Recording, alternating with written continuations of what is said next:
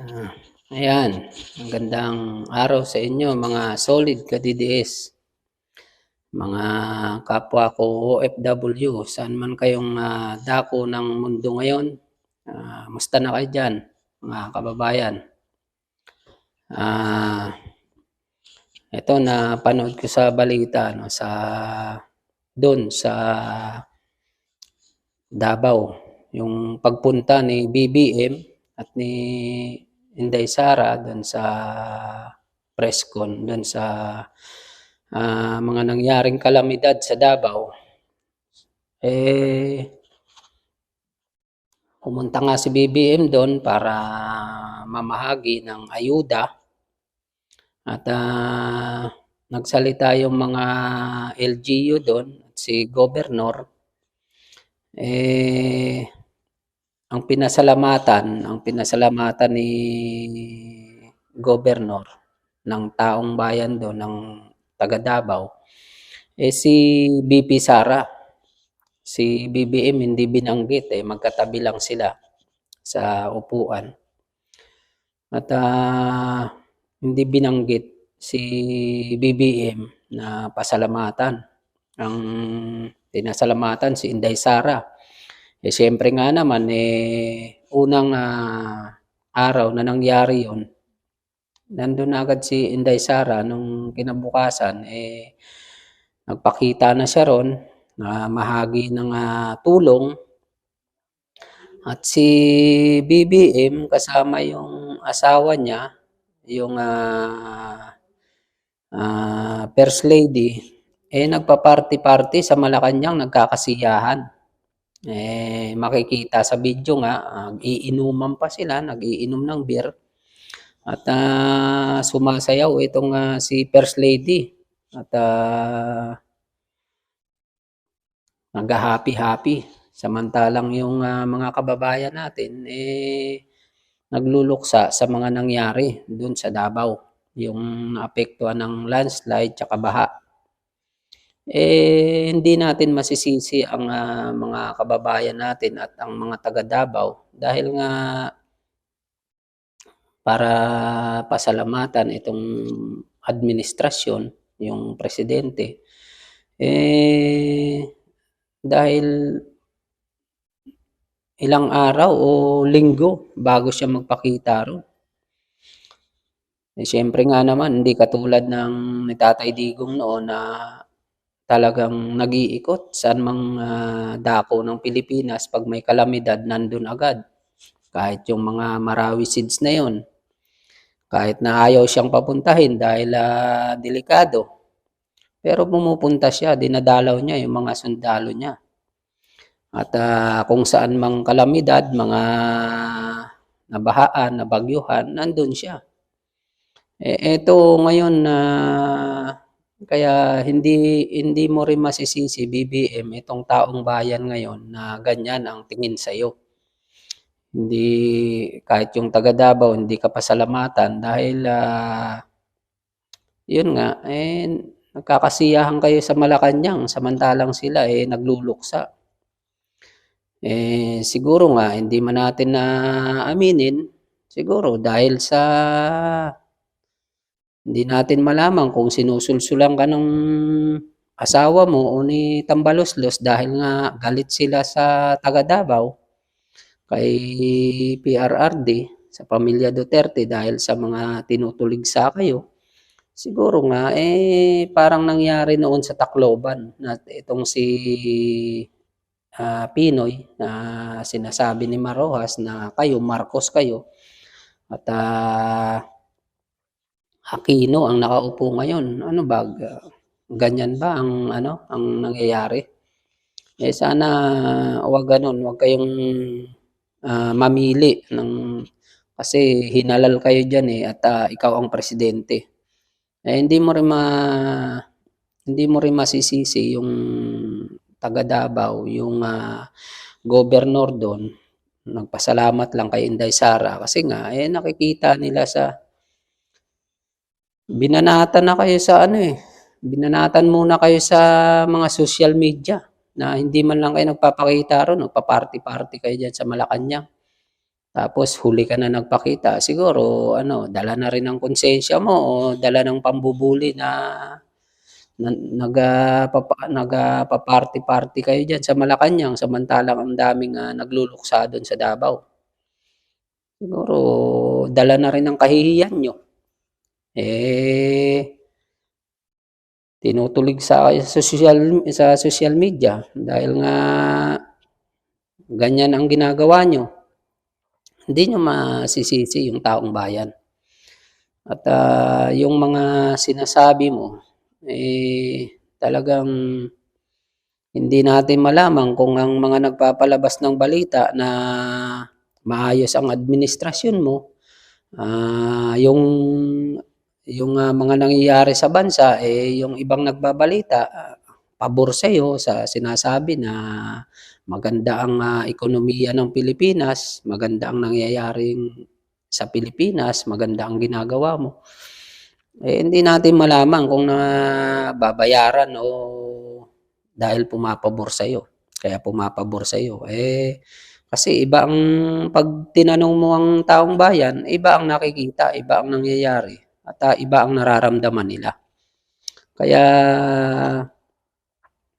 tignan na lang natin yung, talagang pagdating ng eleksyon ulit sa sunod na taon, kung talagang, panig nga yung tao sa inyo. Kasi itong, Duterte administration noon, kung hindi maganda ang pinakita nila sa tao, pagbaba nila sa puwesto hindi na sila mamahalin ng taong bayan, katulad ng ibang presidente. Pasasalamatan pa at, nawala na sila diyan sa puwesto. Kaya lang, ano, mahal sila ng taong bayan dahil sa mga ginawa nilang kabutihan sa tao at sa bayan. 'Yun ang totoo. Kaya ang tao kahit bayaran mo 'yan, kahit na pera ang pairalin niyo, patakbuhin niyo, oras ng magkagipitan o, wala na kayo diyan sa puwesto niyo, hindi na kayo tatangkilikin ng tao. Hindi katulad nitong mga Duterte, Tatay Digong kahit na, wala na sa puwesto tignan mo sa rating, sa senador number 1 palagi. Si Inday Sara tignan mo yung rating ngayon, sobrang paninira niyo, lahat ng paninira binato niyo na sa kanila. Anong nangyari? Sad-sad kayo sa rating, mataas pa rin si Inday Sara. Eto si Tambaloslos 28%. Sa sobrang paninira niyo, kahit anong gawin niyo talagang hindi kayo papaniwalaan ng tao. Kasi iba yung lumalabas sa bunganga niyo, iba yung sinasabi niyo diyan sa media, iba ang nakikita ng tao, iba ang nararamdaman ng tao, hindi yung sinasabi niyo. Yung ginagawa niyo iba sa sinasabi niyo. Kaya yung mga tao, kahit anong gawin niyo ngayon, may social media na ngayon. Hindi na yung katulad noon na kayang manipulahin ng mga administrasyon o ng oposisyon ang mga nangyayari. Hindi na tulad noon. Ngayon may social media, lahat ng, nangyayari nabibidyuhan, nakikita ng tao. Kaya hindi niyo na maloloko ang mga tao ngayon, taong bayan. Lalo diyan sa mga pinagagawa niyo na hindi kanais-nais, walang maniniwala sa inyo. Maaaring yung mga pulis sundalo, sinasabi lang nila na talagang solid sila sa inyo dahil siyempre takot silang mawalan ng trabaho o mawala sa ano nila, takot sila sa mga boss nila, sa inyo. Pero oras na hindi na nila kayang tiisin yung mga nangyayari diyan, diyan yung makikita yung, totoong simpatya nila. Kasi nga, may mga kilala rin akong, sundalo, pulis, may mga kamag-anak din ako, sundalo, may pulis, may tropa akong mga ganyan. Siyempre takot lang sila na takot lang sila na mawalan ng trabaho o personalin niyo sila kasi nga naman wala silang magagawa kung kakasuhan niyo sila. Tignan niyo lang yung sa rally nung Davao. Ano yung sabi sa bali-balita, sa sinasabi nitong asawa mo, ni First Lady na ipapatapon sa malayo yung mga nakipag coordinate ng peace and order doon sa Davao sa rally. Pinapakuha yung mga pangalan para yung mga kumbaga kumakampi sa mga Duterte gustong ipatapon sa malayo. Siyempre natatakot na kasi trabaho nila at may pamilya din tong mga tao na to. Kaya ang sinasabi nila, siyempre sa mga commander nila, sasabihin nila na, solid. Pero pag nangyari na napuno na sila, katulad na lang nitong sinasabing aarestuhin si PRRD, buti hindi nyo tinutuloy. Dahil pag tinuloy nyo, diyan nyo talaga makikita yung simpatya ng taong bayan para sa mga Duterte. Kaya hintayin nyo lang. Kung hindi nyo babaguhin yung takbo ng administrasyon nyo, yung patakbo nyo sa bayan, pagturing nyo sa mga taong bayan, yung mga pagbabayad ng PI na yan, yung mga maling pamamaraan nyo, pag napuno ang taong bayan at sabihin na gigipitin nyo ang mga Duterte, paaresto nyo, yan lang ang hinihintay ng iba. Kasi pag inaresto nyo yan, yan lang hinihintay ng taong bayan. Pag inaresto nyo yan, Luzon, Visayas, Mindanao, magwawala yan. Lalabas yan sa kalye. Naghihintay lang yan. At kaya wag nyong pilitin na mangyari yan dahil baka hindi nyo matapos ang termino nyo dyan. Ang gawin nyo, gawin nyo na lang tama ang iniatang ng taong bayan sa inyo. Yung mga